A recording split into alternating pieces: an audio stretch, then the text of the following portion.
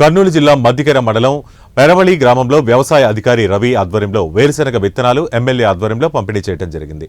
MLA Shyam Babu మాట్లాడుతూ రాష్ట్ర ముఖ్యమంత్రి నారా చంద్రబాబు నాయుడు ద్వారా అతిపెద్ద స్కీములు వస్తున్నాయని, అలాగే రైతులకు కూడా పంటలపైన ఫర్టిలైజర్ డ్రోన్స్ వచ్చాయని, వీటిని రైతులు వినియోగించుకోవాలని కోరారు.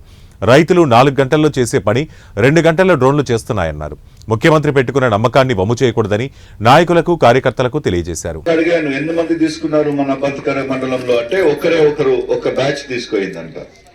మరి అట్లా పెట్టుకోకూడదు, మనము కొంతమంది మోటివేట్ చేయాలి. ఇంకా ఆ డ్రోన్ సిస్టమ్ వల్ల ఎరువులు పంచేది ఇమ్మీడియట్ గా ఫాస్ట్ గా ఒక 2-3 రోజులు జరిగే పని 1 గంటన్నరలో చేసే దాని నైపుణ్యం. మరి అట్లాంటి గ్రూప్లని తయారు చేయండి. పెద్దలు కూడా చెప్పేది అది. నేను అట్లాంటి గ్రూప్లను తయారు చేయండి, డ్రోన్ పైలట్స్ ని తయారు చేయండి. వేరే చోట్ల వేరే కాన్స్టిట్యున్సీల్లో ఆడవాళ్ళు ముందరకు వచ్చి డ్రోన్ పైలట్స్ అవుతున్నారు. చాలా బ్రహ్మాండంగా అవుతుంది వాళ్ళు. అట్లాంటి మనం మోటివేట్ చేస్తాం.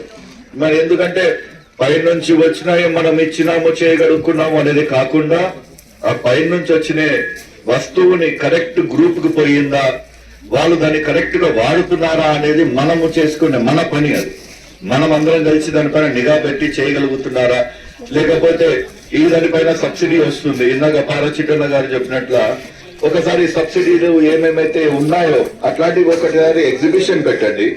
ఎగ్జిబిషన్ పెట్టినప్పుడు రైతులు వస్తారు, వాళ్ళకి నచ్చినవి కొన్ని తెలుస్తాయి, కొన్ని తెలియవు.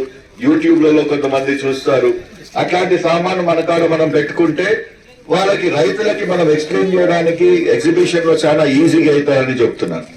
అదేవిధంగా ఈ విత్తనాలు మీరు అందరు కూడా చూశారు. గత 5 ఏళ్లుగా ప్రతి ఒక్కరు కూడా నరకాలు చూసాం మనం. వైఎస్ఆర్ గవర్నమెంట్ ఎవరు కూడా కరెక్ట్ గా ఏమి కూడా అందలేదు. నేను ఒకసారి తనిఖీ చేస్తామని చెప్పి ఆడ పత్తికొండలో రైతు భరోసా కేంద్రం లేకపోతే ఎరువులు మొత్తం బూజు పట్టిపోయినాయి. ఎందుకు ఇట్లా పెట్టినారు అంటే తీసుకుని వస్తారు, పెడతారు, ఎవరు తీసుకునేటోళ్ళు లేరు, వాళ్ళకి అవగాహన లేదు, వాళ్ళకి ఎవరు సదస్సులు ఏర్పాటు చేయలేదు, ఎవరికి చెప్పడం జరగలేదు. అందుకోసమే వేస్టేజ్ గా పోతున్నాయి అన్నారు. మరి మనం ఒకసారి వాళ్ళు చేసిన తప్పు మనం చేయకుండా గవర్నమెంట్ కాడ నుంచి ఏదైతే కరెక్ట్ గా వస్తున్నాయో అది ప్రజలకి కరెక్ట్ గా అందేటట్ల, రైతులకి కరెక్ట్ గా అందేటట్ల బాధ్యత మనం భుజాల పైన వేసుకొని ముందరకు పోవాలి. ఎలక్షన్లు అయిపోయినాయి కదా, 5 ఏళ్ళు మేము చలామణి అవుతాము, అవన్నీ మనసులోంచి